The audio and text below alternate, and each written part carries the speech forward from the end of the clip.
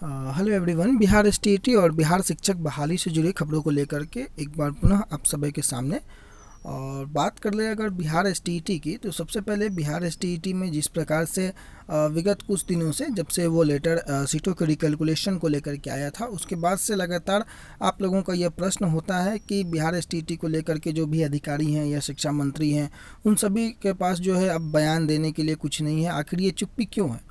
तो देखिए, विभाग जिस तरीके से कार्य करता है ये आप लोगों को पता है, और बिहार सरकार के माध्यम से शिक्षा को लेकर के जो गंभीरता दिखाई जाती है ये भी आप सबको बखूबी पता है। तो निरंतर प्रयासरत रहना आवश्यक इसलिए होता है कि चूँकि जो बातें बिहार सरकार करनी चाहती है या करती है वो कहीं ना कहीं बस कागजी रूप से वो प्रयास दिखता है, धरातल पर वो प्रयास आने में काफ़ी समय लगता है, और वो प्रयास जब तक धरातल पर आएगा तब तक आप लोगों में काफ़ी समय लग जाता है। इसलिए जो है अपने प्रयास को निरंतर जारी रखना है। रही बात सीटों के रिकैलकुलेशन को लेकर के, तो उसके लिए आप लोग जो है वो निश्चिंत रहेंगे। विभाग के माध्यम से सीट बढ़ाए जाने की प्रक्रिया जो है वो चालू है, और सीट जो है वो बढ़ेंगी, इसके लिए कोई भी शक शुबा ना रखें।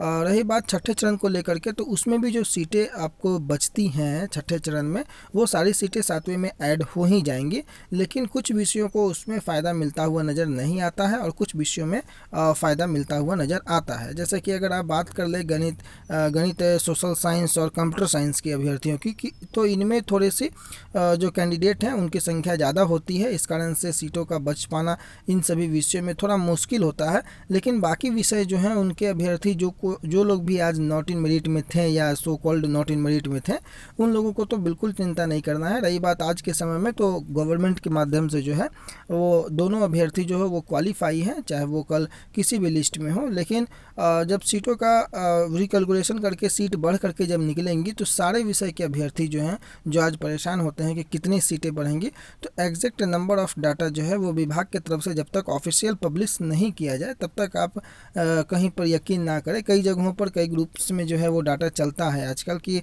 सोशल साइंस में इतने सीटें पब्लिश होंगी या कंप्यूटर साइंस में इतनी पब्लिश होंगी, ऐड की जाएंगी इतने सीटें। तो जब तक कोई ऑफिशियल पुख्ता न्यूज़ ना आ जाए तब तक जो है आप किसी भी डाटा पर यकीन ना करें। और उम्मीद है कि आने वाले कुछ दिनों में जो है सीटों का रिकैलकुलेशन करके, चूँकि अभी काउंसलिंग की प्रक्रिया भी छठे चरण की चल रही है, और आज भी 12 जुलाई है, और आज भी काउंसलिंग को लेकर के कई जगहों पर 20,000 से ज़्यादा शिक्षकों की काउंसलिंग की प्रक्रिया चालू होगी, और 11:30 बजे से वो काउंसलिंग चालू होगी। इस कारण से विभाग जो है अभी सीटों का जो प्रमुख डाटा है वो सारी चीज़ों को पब्लिश अभी लगता नहीं है कि इतनी जल्दी करेगा, लेकिन वो जल्द ही कुछ दिनों में वो डाटा भी आप लोगों के सामने आ जाएगा कि कितने सीटें जो हैं वो बिहार में सातवें चरण, यानी कि सो कॉल्ड जो सातवां चरण होता है जिसको मैंने शुरू से कहा है, उसमें ऐड होकर के कितनी सीटें आपको निकल करके आएंगी, इसकी भी जानकारी आपको विभाग की तरफ से जल्द देखने को मिल सकती है। एक और बात कि कई लोगों के माध्यम से जो है वो डॉक्यूमेंट्स को लेकर के बातें हो रही हैं। तो देखिए, 2-3 में जो प्रमुख मुद्दे हैं जिससे भटकना नहीं है कि जो बिहार एसटीईटी में कंप्यूटर साइंस के खास करके जो अभ्यर्थी होते हैं उनका यह मानना होता है, और सोशल साइंस के दोनों के अभ्यर्थी की इतनी ज़्यादा जो संख्या में अभ्यर्थी पास हुए हैं उनकी कैसे किस प्रकार से जो है वो नियुक्ति होगी।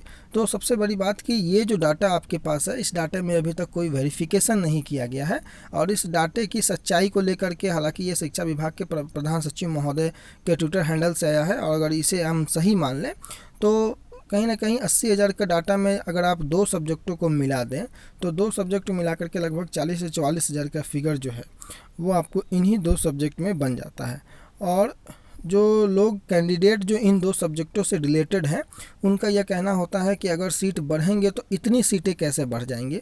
तो देखिए, सबसे बड़ी बात है कि मैंने आपको बताया अभी भी कि ये जो डाटा आपके पास आया है इसमें कोई वेरिफिकेशन नहीं हुआ है। अगर आप देखेंगे तो कई और इन्हीं 2 सब्जेक्टों में सबसे ज़्यादा सब्जेक्ट कॉम्बिनेशन को लेकर के अगर आप बात करें सोशल साइंस में, या बीसीए वाले मैटर को लेकर के बात करें, या ए ग्रेड सर्टिफिकेट को लेकर के बात करें कंप्यूटर साइंस में, तो कई लोग ऐसे कैंडिडेट हैं जो लोग ना तो उनका सब्जेक्ट कॉम्बिनेशन मिल रहा है और ना ही कंप्यूटर साइंस में बीसीए वाले बहुत ज़्यादा हैं। तो ऐसे लोग हटेंगे। अगर 10% भी मान के चलिए, क्योंकि मैंने पिछले दिनों आपको कम्युनिटी में एक पोल करवाया था, आप जा कर के देखेंगे तो उसमें 15% अभ्यर्थी तो केवल सोशल साइंस 16% अभ्यर्थी जो है जिनका सब्जेक्ट कॉम्बिनेशन नहीं मिल रहा है और वो ऑलरेडी क्वालिफाई कर रखे हैं। तो उस 15% को आप सही मत मानिए, 10% भी अगर होंगे वैसे कहना वो बिल्कुल होंगे, क्योंकि कई लोगों की जानकारियाँ मेरे पास है। तो अगर वैसे भी कैंडिडेट होते हैं तो डाटा कम होगा, बढ़ेगा नहीं।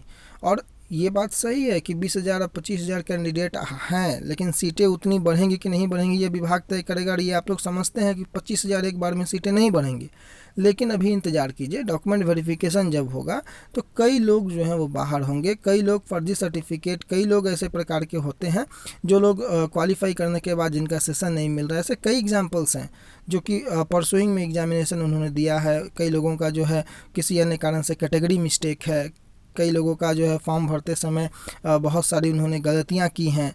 तो ऐसे लोगों का फॉर्म भी रिजेक्ट होगा। ऐसे लोगों का जो है कहीं ना कहीं से आगे बढ़ करके जब ये लोग नियुक्ति की प्रणाली में जाएंगे या नियुक्ति के प्रोसेस में जाएंगे तो ऐसे लोग जो हैं वो बाहर होंगे।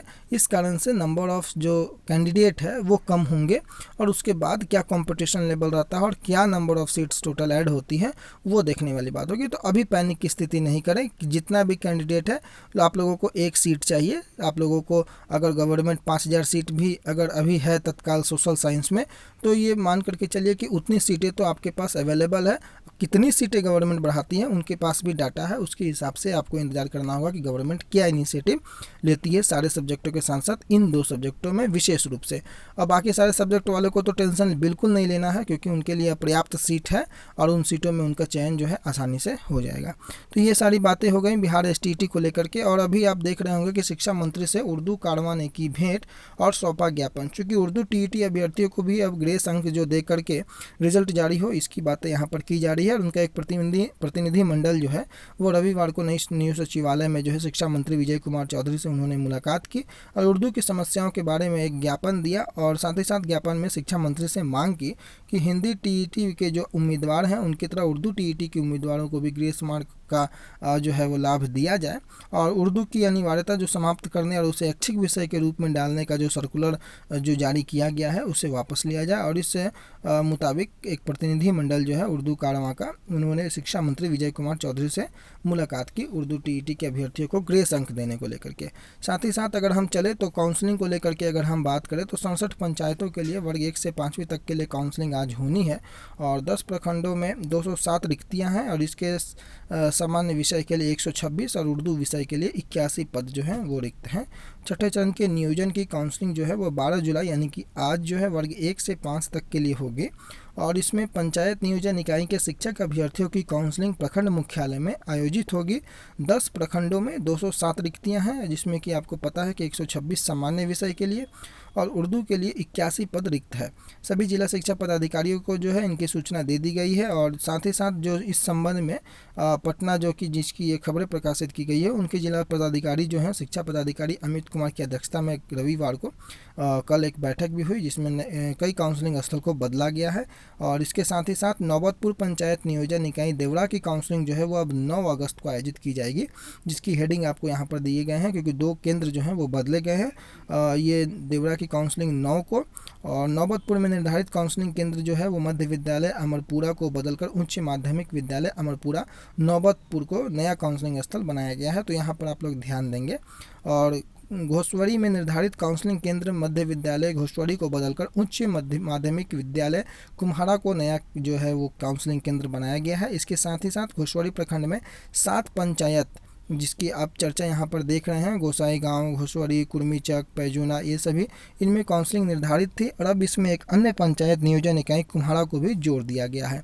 अब इन सब की काउंसलिंग 12 जुलाई को अपने निर्धारित समय पर शुरू होगी। अमित कुमार ने कहा, यानी कि जो जिला शिक्षा पदाधिकारी हैं, कि सभी काउंसलिंग स्तर पर जो दंडाधिकारी के साथ साथ पुलिस बल भी प्रतिनियुक्त रहेंगे। बाकी सारी चीज़ें 11 बजे पहुँचनी है, वो वही चीज़ें हैं कि लाउड स्पीकर से 3 बार नाम बोला जाएगा। तो ये पूर्व की भांति सारी चीज़ें हैं, तो इसको आप लोग देख लेंगे। प्रभात खबर में ही एक खबर और प्रकाशित हुआ था, जो कि 1290 नियोजन इकाइयों में जो आज काउंसलिंग नहीं है उसको लेकर के कि एनआईसी की वेबसाइट पर मेरिट लिस्ट अपलोड नहीं करने वाली नियोजन जो इकाइयां हैं उनमें काउंसलिंग रोकने का निर्णय है और आज 488 प्रखंडों की 4885 पंचायतों में ही काउंसलिंग होगी। प्रदेश में 38 जिला के लगभग 488 प्रखंडों की 4885 पंचायत की नियोजन इकाई में सोमवार को प्राथमिक शिक्षा के लगभग 24,491 पदों के लिए काउंसलिंग की जाएगी और शिक्षा विभाग ने इसकी औपचारिक घोषणा कर दी है, जिसके बारे में कल भी मैंने बताया था। और जो घोषित शेड्यूल है उसके मुताबिक 6175 पंचायतों में नियोजन किया जाना था, लेकिन एनआईसी की जो वेबसाइट है उस पर मेरिट लिस्ट अपलोड नहीं करने के कारण 1290 नियोजन इकाइयों में सोमवार को यानी कि आज काउंसलिंग रोक दी गई है। तो वेबसाइट पर जब तक वो सूची नहीं अपलोड होगी तब तक वो काउंसलिंग को रोकने का निर्णय लिया गया है शिक्षा विभाग पटना की तरफ से। बाकी और जो खबरें हैं वो लगातार वही खबरें हैं, आप इसको पॉज करके पढ़ सकते हैं। मुख्य जो खबरें थी वो मैंने आपको बताया। तो फिलहाल के लिए यहीं पर, आने वाले समय में जो कुछ भी नई अपडेट निकल करके आएगी आपको सबसे पहले अपडेट करने का प्रयास करेंगे। तब तक के लिए धन्यवाद।